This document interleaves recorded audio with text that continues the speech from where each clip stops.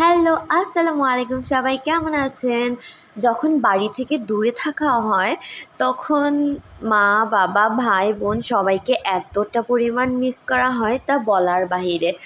আর এদিকে অনেক দিন ধরে আমাদের বাড়িতে যাওয়াও হয় না। অনেক দিন পরে আমার আব্বু আম্মু আসছে বাড়ি থেকে। আমার মেয়েরা তো সেই খুশি নানা নানুকে পেয়ে, মাশাআল্লাহ।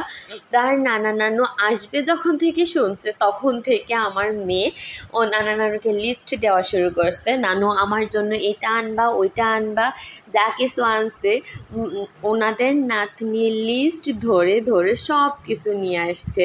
নানুকে একবার ফোন দিয়ে বলে যে নানু আমার জন্য কমলা আনবা, আরেকবার ফোন দিয়ে বলে যে আমার জন্য আপেল নিয়ে আসবা, আমার জন্য এইটা নিয়ে আসবা, ওইটা নিয়ে আসবা। আসলে নানা নানুর কাছে আবদারের শেষ হয় না কখনো।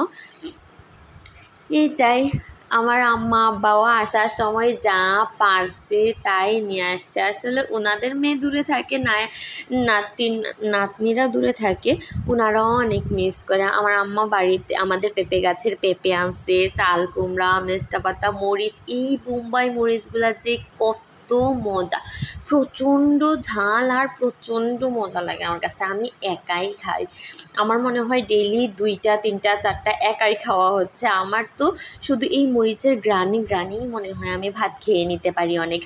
আর এদিকে আমার আম্মু গরুর মাংস নিয়ে আসছে, ভুড়ি নিয়ে আসছে। আমার মেয়ে মাঝে মাঝে ফোন দিয়ে বলতে যে নানু আমার ভুড়ি অনেক পছন্দ, সেজন্য ভুড়িও নিয়ে আসছে, দেশি মুরগি নিয়ে আসছে। আর বাড়িতে যা যা করা হয় আমার আম্মা মোট কথা হচ্ছে সব কিছু গুছিয়ে গাছিয়ে নিয়ে আসছে। এইদিকে আমার মেয়ের আরেকটা আবদার হচ্ছিল গিয়ে নানু বিস্কিট নিয়ে আইসো, বিস্কিটও নিয়ে আসছে।